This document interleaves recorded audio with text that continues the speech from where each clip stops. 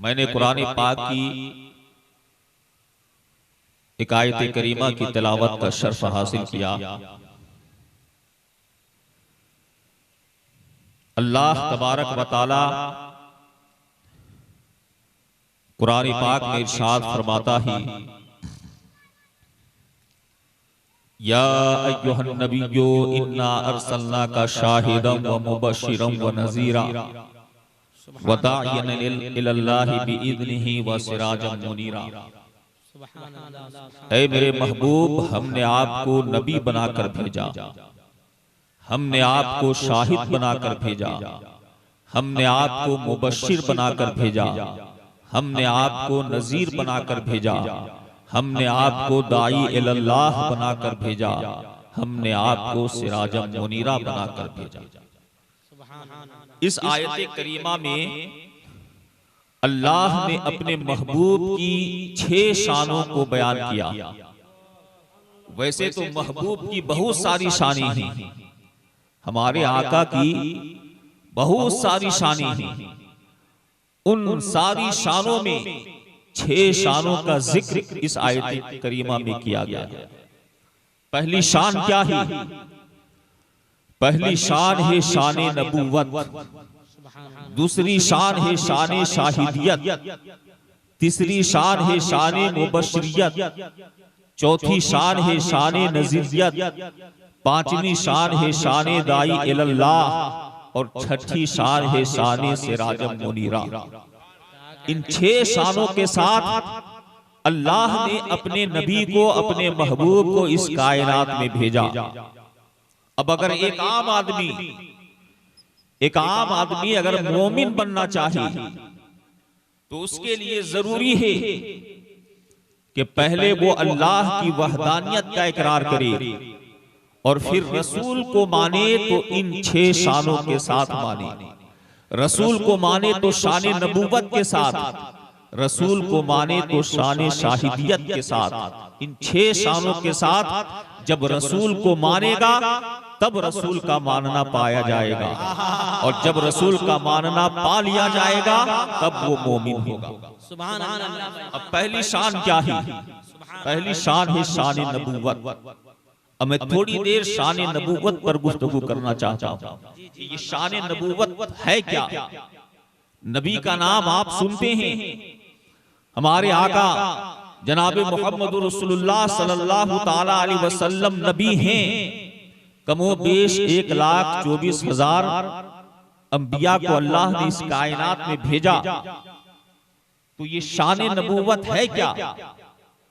शान नबूवत होता क्या है? शान नबूवत कहते किसको हैं? नबी वो होता है जो उन हकायक की खबर दे जिन्हें कोई आंख देख ना सके। नबी वो होता है जो उन हकायक की खबर दे जिन्हें कोई कान सुन ना सके। नबी वो होता है जो उन हकायक की खबर दे जिन्हें कोई अक्ल समझ ना सके। नबी वो होता है जो उन हकायक की खबर दे जिन्हें कोई अक्ल समझ ना सके। ये नबी नबून से बना है। नबून का माना होता है खबर, और नबी का माना होता है खबर देने वाला। रब फरमाता है ज़ालिका मिन अंबाइल गैबी नूहीही इलैका। ए मेरे महबूब, ये गैब की बातें हैं, हम तुझे खुफिया तौर पर बताते हैं। नबी जिस खबर से बाखबर होता है, नबी जिस खबर का खबर देने वाला होता है, नबी जिस खबर का मुखबिर होता है, उस खबर का ताल्लुक ही गैब से हुआ करता है। रब फरमाता है ए मेरे महबूब, हमने आपको खबर देने वाला बनाकर भेजा, हमने आपको बाखबर बनाकर भेजा, हमने आपको मुखबिर बनाकर भेजा। ए मेरे महबूब, हमने आपको भेजा इसीलिए ताकि लोग आपको मानकर मोमिन हो जाएं। ए मेरे महबूब, हमने आपको खबर देने वाला बनाकर कर भेजा, ए मेरे महबूब तुम दुनिया में जाओ और उन हकीकतों की खबर दो जिन हकीकतों को इंसान देखने से कासिर था। तुम उन हकीकतों की खबर दो जिन हकीकतों को इंसान छूने से कासिर था। तुम उन हकीकतों की खबर दो जिन हकीकतों को इंसान सोचने से कासिर था। तुम उन हकीकतों की खबर दो जिन हकीकतों को इंसान छूने से कासिर था। तुम उन हकीकतों की खबर दो जिन हकीकतों को इंसान समझने से कासिर था। तुम उन हकीकतों की खबर दो जिन हकीकतों को इंसान देखने से कासिर था। ए मेरे महबूब तुम दुनिया में जाओ और उन हकीकतों की खबर दो जिन हकीकतों को नबी के सिवा कोई नहीं जानता। ए मेरे महबूब तुम दुनिया में जाओ और मेरे रब होने की खबर दो। तुम फरिश्तों के वजूद की खबर दो। तुम जिब्रील के वजूद की खबर दो। तुम मीकाईल के वजूद की खबर दो। तुम इसराफिल के वजूद की खबर दो। तुम इजराइल के वजूद की खबर दो। तुम जिन्नात के वजूद की खबर दो। तुम जमीन और आसमान की खबर दो। तुम जन्नत के बागो बहार की खबर दो। तुम जहन्नम के आजाब की खबर दो। तुम हुरो किल्मा की खबर दो। तुम लोहो कलम की खबर दो। तुम मीजान की खबर दो। तुम कुर्सी की खबर दो। तुम बासे बादे कयामत की खबर दो। तुम बासे बादल मौत की खबर दो। तुम बासे कयामत की खबर दो। तुम बासे बादल मौत की खबर दो। तुम सिदरतुल मुंतहा की खबर दो। तुम मीजान की खबर दो। तुम अर्शे आजम की खबर दो। तुम मेरी जातो सिफात की खबर दो। तुम मेरी जातो सिफात की खबर दो। ऐ मुसलमानों मैं आपसे पूछना चाहता हूँ, आप अल्लाह की वहदानियत का इकरार करते हो, रसूल की रिसालत की गवाही देते हो। मैं आपसे पूछना चाहता हूँ, क्या आपने अल्लाह को देखा? क्या आपने रब को देखा? नहीं देखा। किसके कहने पर माना? रसूल के कहने पर। क्या आपने फरिश्तों के वजूद को देखा? नहीं देखा। किसके कहने पर माना? रसूल के कहने पर। क्या आपने जिब्रील के वजूद को देखा? नहीं देखा। किसके कहने पर माना? रसूल के कहने पर। क्या आपने इसराफिल के वजूद को देखा? नहीं देखा। किसके कहने पर माना? रसूल के कहने पर। क्या आपने इजराइल के वजूद को देखा? नहीं देखा। किसके कहने पर माना? रसूल के कहने पर। क्या आपने जिन्नात के वजूद को देखा? नहीं देखा। किसके कहने पर माना? रसूल के कहने पर। क्या आपने लोहो कलम को देखा? नहीं देखा। किसके कहने पर माना? रसूल के कहने पर। क्या आपने मीजान को देखा? नहीं देखा। किसके कहने पर माना? रसूल के कहने पर। क्या आपने जन्नत और दोज़ख को देखा? नहीं देखा। किसके कहने पर माना? रसूल के कहने पर। क्या आपने जन्नत के बागो बहार को देखा? नहीं देखा। किसके कहने पर माना? रसूल के कहने पर। क्या आपने जहन्नम के आजाब को देखा? नहीं देखा। किसके कहने पर माना? रसूल के कहने पर। क्या आपने सिदरतुल मुंतहा को देखा? नहीं देखा। किसके कहने पर माना? रसूल के कहने पर। क्या आपने कुर्सी को देखा? नहीं देखा। किसके कहने पर माना? रसूल के कहने पर। क्या आपने अर्शे आजम को देखा? नहीं देखा। किसके कहने पर माना? रसूल के कहने पर। क्या आपने खुदा की जात और सिफात को देखा? नहीं देखा। किसके कहने पर माना? रसूल के कहने पर। तो जिस रसूल के कहने पर हमने रब को माना है, जिस रसूल के कहने पर हमने फरिश्तों के वजूद को माना है, जिस रसूल के कहने पर हमने जिब्रील के वजूद को माना है, जिस रसूल के कहने पर हमने इसराफिल के वजूद को माना है, जिस रसूल के कहने पर हमने लोहो कलम को माना है, जिस रसूल के कहने पर हमने जन्नत और दोज़ख को माना है, जिस रसूल के कहने पर हमने पुल सिरात को माना है, जिस रसूल के कहने पर हमने मीज़ान को माना है, जिस रसूल के कहने पर हमने सिदरतुल मुंतहा को माना है, जिस रसूल के कहने पर हमने अर्शे आज़म को माना है, जिस रसूल के कहने पर हमने खुदा की जात और सिफात को माना है। अगर उसी रसूल के बारे में कहा जाए कि रसूल को पीठ पीछे की खबर नहीं, अगर उसी रसूल के बारे में कहा जाए कि रसूल को दीवार के पीछे की खबर नहीं, अगर उसी रसूल के बारे में कहा जाए कि रसूल आलिम माकाना व मा यकून नहीं, तो ये बददयानती नहीं तो और क्या है? ये बदतमीजी नहीं तो और क्या है? ये गुस्ताखी नहीं तो और क्या है? ये बददीनी नहीं तो और क्या है? अरे जिस रसूल की नजर से खुदा की जात न छुपी, उस रसूल की नजर से कायनात का जर्रा कैसे छुप सकता है? आला हजरत फरमाते हैं, और कोई कहे क्या तुमसे नेहा हो भला, जब ना खुदा ही छुपा तुम। तो ये है शान नबूवत कि नबी होता ही वो है जो गैब की बातों को बता दे। नबी होता ही वो है जो गैब की बातों की खबर दे। ये है शान नबूवत। अब मैं आपको शान नबूवत दिखाना चाहता हूँ। शान नबूवत है क्या, वो मैं आपको बताना चाहता हूँ। थोड़ी देर सुनना चाहते हैं? अरे बोलिए, सुनना चाहते हैं? मोहब्बत से कहिए या रसूल अल्लाह। जो मुझे वक्त दिया गया है इंशाअल्लाह मैं अपने वक्त पर गुफ्तगू को मुकर्रर करूंगा। शान नबूवत देखिए, जब मजहब इस्लाम मक्का की वादी में फैलता हुआ नजर आया, जब मुस्तफा जाने रहमत ने कोहे सफा की चोटी पर खड़े होकर अल्लाह की वहदानियत का ऐलान किया, अपनी रिसालत का ऐलान किया, तो लोग यके बादिगरे मजहब इस्लाम का कलमा पढ़कर मजहब इस्लाम में दाखिल होते गए। लोग यके बादिगरे इस्लाम का कलमा पढ़कर मजहब इस्लाम में दाखिल हो रहे थे। अबू जहल ने देखा कि सारे लोग मजहब इस्लाम का कलमा पढ़कर मजहब इस्लाम में दाखिल हो रहे हैं। अगर यही हाल रहा तो वो दिन दूर नहीं कि सारे लोग मजहब इस्लाम में दाखिल हो जाएंगे, फिर हमारे दीन का कोई मानने वाला नहीं होगा, हमारे आबाओ अजदाद के दीन का कोई मानने वाला नहीं होगा। लिहाजा कुछ करना चाहिए। इसलिए अबू जहल ने हबीब यमनी, जो यमन का बादशाह था, उसके पास खत लिखा, ए हबीब यमनी, मोहम्मद इब्ने अब्दुल्ला एक नया दीन लेकर आए हैं, एक खुदा की बात करते हैं, वो अपने नबी होने की बात करते हैं, मजहब इस्लाम की बात करते हैं। लोग उनकी बातों को मानते हुए मजहब इस्लाम का कलमा पढ़कर मजहब इस्लाम में दाखिल हो रहे हैं। अगर यही हाल रहा तो सारे लोग मजहब इस्लाम में दाखिल हो जाएंगे, फिर हमारे दीन का कोई मानने वाला नहीं होगा। इसलिए ऐ हबीब यमनी, तुम फौरन मक्का चले आओ, मक्का के लोगों को समझाओ,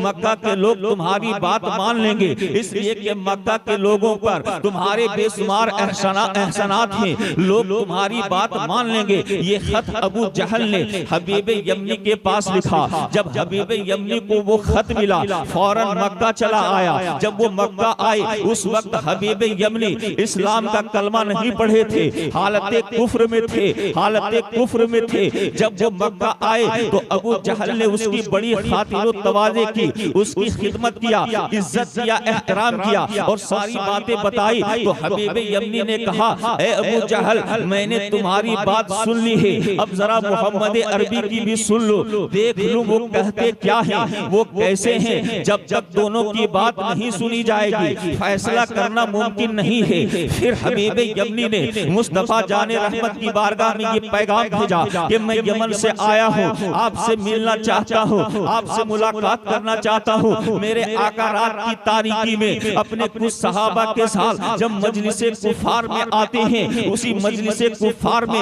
हबीब यमनी भी होते हैं। जब मुस्तफा जाने रहमत कुफार की मजलिस में आते हैं तो मजलिस में सन्नाटा छा जाता है, किसी में बोलने की जुर्रत नहीं होती, लबकुशाई की हिम्मत नहीं होती। कुछ देर के बाद मेरे आका खुद ही इरशाद फरमाते हैं, ए हबीब यमनी, तूने मुझे क्यों बुलाया है, आखिर बुलाने की वजह क्या है। तो हबीब यमनी कहते हैं, मैंने सुना है कि आप नबूवत के मुद्दई हैं, आपका दावा है कि आप नबी हैं। अगर आप नबी हैं तो बताइए आपके पास इख्तियार क्या है, आपके पास मोजेजा क्या है। इसलिए कि जो नबी होता है वो साहिब इख्तियार होता है, जो नबी होता है वो साहिब मोजेजा होता है। तो मेरे मुस्तफा फरमाते हैं, ए हबीब यमनी, तुम क्या चाहते हो। तो हबीब यमनी कहते हैं, मैं क्या चाहता हूँ, मैं दो चीजें चाहता हूँ। एक तो ये कि इस वक्त चांद अपनी पूरी रोशनी के साथ आसमान पर फैला हुआ है, अगर आप नबी हैं तो इस चांद को दो टुकड़े कर दीजिए। इतना सुनना था कि मुस्तफा ने अपनी उंगली का इशारा चांद की तरफ किया तो चांद दो टुकड़े हो गए, फिर इशारा किया तो दोनों टुकड़े आपस में मिल गए। इसीलिए तो इमाम अहले सुन्नत, इमाम इश्क मोहब्बत सैयदी सरकार आला हजरत इमाम अहमद रजा खान बरेली की टूटी चटाई पर बैठकर ये ऐलान कर रहे हैं कि सबसे आला व औला हमारा नबी, सबसे बाला व वाला हमारा नबी, अपने मौला का प्यारा हमारा नबी, दोनों आलम का दुल्हा हमारा नबी, सब चमक वाले उजलों में चमका किए, अंधे शीशों में चमका हमारा नबी, सारे ऊंचों में ऊंचा समझिए जिसे, है उस ऊंचे से ऊंचा हमारा नबी। कौन देता है, देने को मुंह चाहिए, देने वाला है सच्चा हमारा नबी। खल्क से औलिया, औलिया से रसूल, सब रसूलों से आला हमारा नबी। और जिसने टुकड़े किए कमर के वो है, जिसने टुकड़े किए कमर के वो है, नूरे वहदत का टुकड़ा हमारा। अरे जिंदाबाद जिंदाबाद।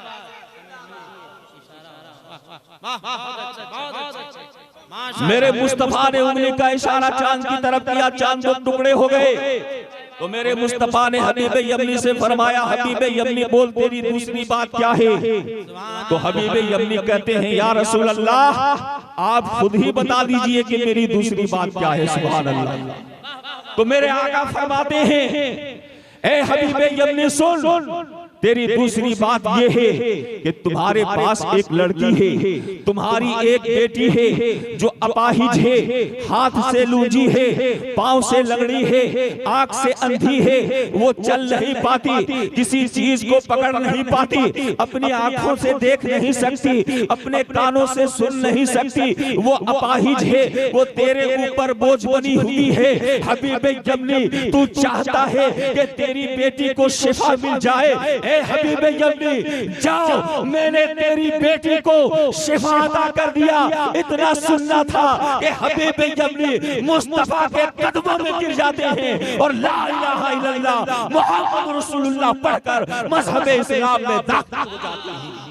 अब हबीब यमनी अपने घर की तरफ चलते हैं, रात का वक्त है, अपने घर की तरफ चलते हैं, घर के करीब पहुंचते हैं, दरवाजे पे दस्तक देते हैं, दरवाजा खटखटाते हैं। वही बेदस्तोपा लड़की जिसकी आंख नहीं थी, जिसके कान नहीं थे, वो कान से सुन नहीं पाती थी, वो पांव से चल नहीं पाती थी, वो हाथ से पकड़ नहीं पाती थी, वही बेदस्तोपा लड़की आगे बढ़ती है, दरवाजा खोलती है, खोलने के बाद अपने बाप को देखती है, बाप को देखती है तो पढ़ने लगती है, ला इलाहा इल्लल्लाह मुहम्मदुर रसूलुल्लाह। हबीब यमनी हैरत होकर, हैरत ज़दा होकर पूछते हैं, ए बेटी ये कलमा तुझे कहां से मिला, तू कैसे अच्छी हो गई? तो वो बेटी कहती है, ए मेरे बाबा मैं रात में सो रही थी, लेकिन किस्मत बेदार थी, मैंने देखा कि चांद सा चेहरे वाला, सिया जुल्फों वाला ख्वाब में आया है और कह रहा है, ए बेटी मैंने तेरे बाप को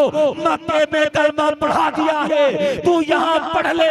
चुनांचे जो ही मैंने ला इलाहा इल्लल्लाह मुहम्मदुर रसूलुल्लाह पढ़ा, मेरा हाथ भी सही हो गया, मेरा पैर भी सही हो गया, मुझे सेहत रूहानी भी मिल गई और सेहत जिस्मानी भी मिल गई। नारे तकबीर, नारे रिसालत, शान नबूवत, इसी को शान नबूवत कहा जाता है कि नबी होता ही वो है जो एक जगह बैठकर पूरी दुनिया के हालात की खबर रखता हो, उसी को नबी कहा जाता है।